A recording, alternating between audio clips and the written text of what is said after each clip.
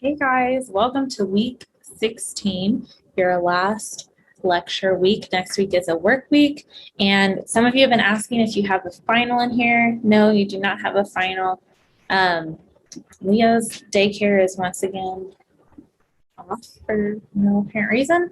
So Leo is here with me today. So if you see any shenanigans going on in the background, that's what it is. Can you say hi? Okay. Now Leo is going to go play quietly with his toys over there, right? Yes, okay, go play so you don't distract everyone. All right, so this week you have your Orphan and Widow challenge due, which I'm going to briefly go over that assignment with you, but I really want you to read the article that I linked to go through some strategies to get rid of those orphans and widows.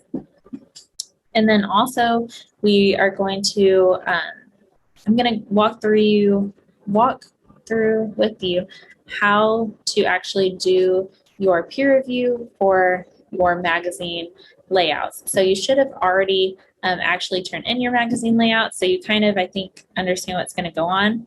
But that's why I have Blackboard open here. So I'm actually going, let's see. So I'm actually going, so sorry, let me minimize that so you don't see him. I'm actually going to go over here, and this, you can find it under all magazine layout assignments. You can find it under week 15, and then I'll link it under week 16 as well once I get that put up. But if you come in here, go to the layout peer evaluation, and oh, it's not going to let me see it because I don't have a thread yet. Here, let me exit the preview. So this will allow me to see it as an instructor.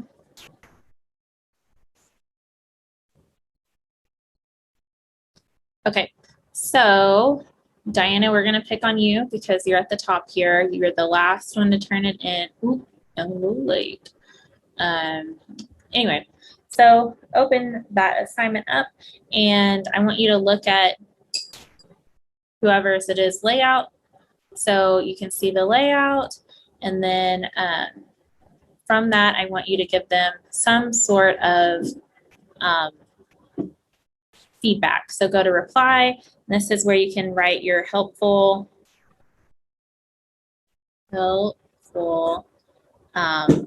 useful feedback using the rubric that was provided. Okay. And leave that there for them. Go ahead and cancel so I don't actually do anything. Let's see if there are any that already have a reply. Okay, so like Amanda here already, Amanda was just letting me know that she uploaded the wrong thing. Let's see. Okay, so Ray already has 2 people who have commented on their layout. So that means that no one else can actually post to that layout. You can only have 2. All right, you're going to have to wait a minute. Each post should only have 2 comments on them, and that's it. So if someone already has 2 comments on their layout post, then leave it alone. You can't comment on it again, okay? All right, so with that, actually, let's go ahead and jump into InDesign. Like I said, I'm going to briefly go over your widow and orphan assignment, and then we're also going to talk through adding notes to InDesign documents, okay?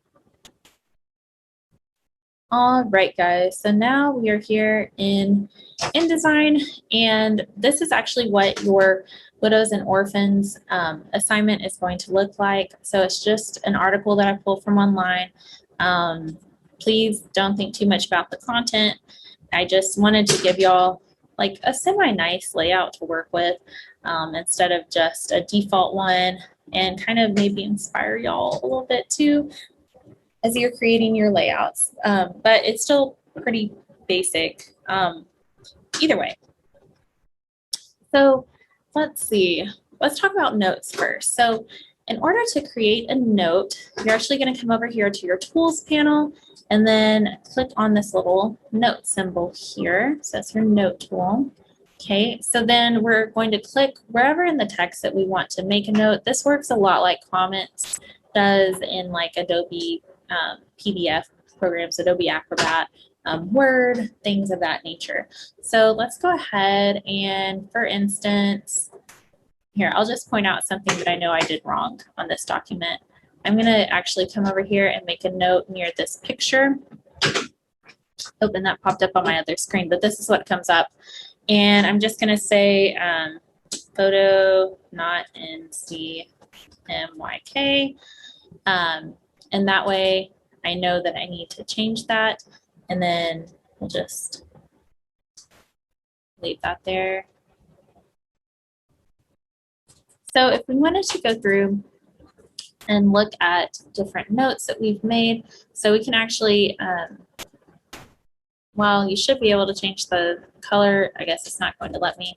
You can hide or show notes. So as you can see, when I said hide notes, those 2 notes that I've left went away. When I say show them, they come back. See those little orange bits there? And we can actually click on the note and be able to read what it says. Okay. You can go to a note anchor. You can go to the next note, previous note, and you can delete a note. Okay. So like I said, pretty similar to what you would see in Adobe Acrobat or another program like that. I did want to show you. So when we're talking about widows and orphans, the widow is going to be a word or a small group of words. So like 1 to 2 words that's left at the end of a paragraph, a page, or a column by itself. So like for instance, this one is at the end of a paragraph by itself. So that is something we need to look for and try to get rid of. Again, I'm going to give you a list of different strategies that you can use to get rid of them. I'm not going to go through them all on here. I think it'd be easier for you to read them and have that. Yeah. So, but this would be an example of a widow. So think of a widow. A widow is at the end of its life and it's by itself. A widow in InDesign is at the end of its life, or at the end of a paragraph, column, or page. Okay. And then an orphan, I was going to see if we have an example of an orphan here.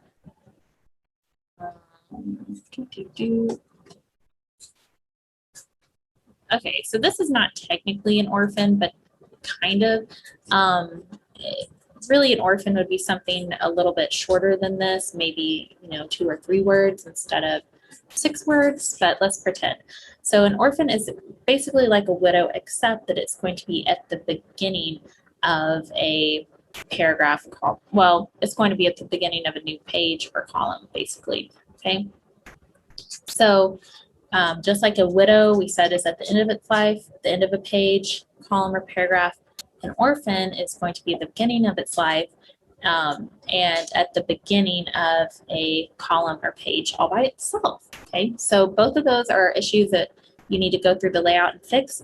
For your challenge, I'm going to give you this exact document, and you are just going to go through and use those different strategies to get rid of all the orphans and widows, just like you will do for your paragraph or for your magazine layout that you're going to be working on for your final draft in the next few weeks. Okay, so with that, if you'll have any questions, let me know. I know this was very short. I'm sorry.